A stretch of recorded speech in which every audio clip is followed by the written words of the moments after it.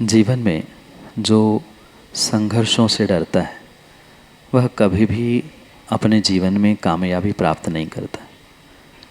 ये हर इंसान को ध्यान रखना होगा कि जितना वह जीवन में उपसर्गों को प्राप्त करेगा उतना ही उसका उत्कर्ष होता जाएगा। इसके लिए हमारे सामने एक बहुत बड़े आदर्श भगवान पारसनाथ स्वामी हैं, जिन्होंने जितना जितना और जितना उपसर्ग प्राप्त किया उतना उतना ही उन्होंने अपने जीवन में उत्कर्ष प्राप्त किया।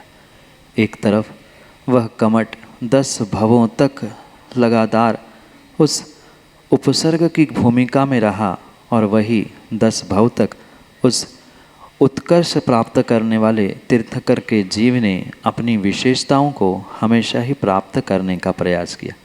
इसलिए जो जीव संघर्ष से डरता है, उपसर्गों से डरता है, वह कभी जीवन में उत्कर्ष या कामयाबी को प्राप्त नहीं कर सकता।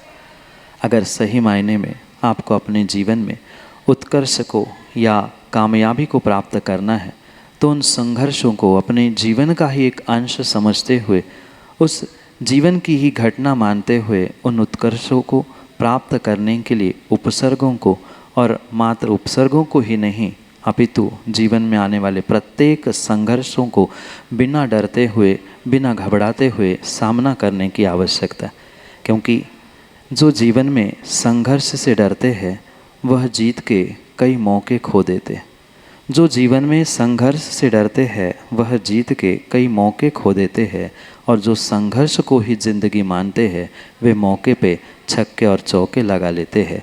जैसे तीर्थंकर पारसनाथ भगवान ने इस मुकुट सप्तमी के दिन अपने जीवन के उत्कर्ष को प्राप्त करते हुए हमारे लिए एक आदर्श दिया कि जितना जितना संघर्ष और उपसर्ग जीवन में आएगा उतना उतना ही वह सोना और हीरा निखरते हुए अपने जीवन में कामयाब होता जाएगा।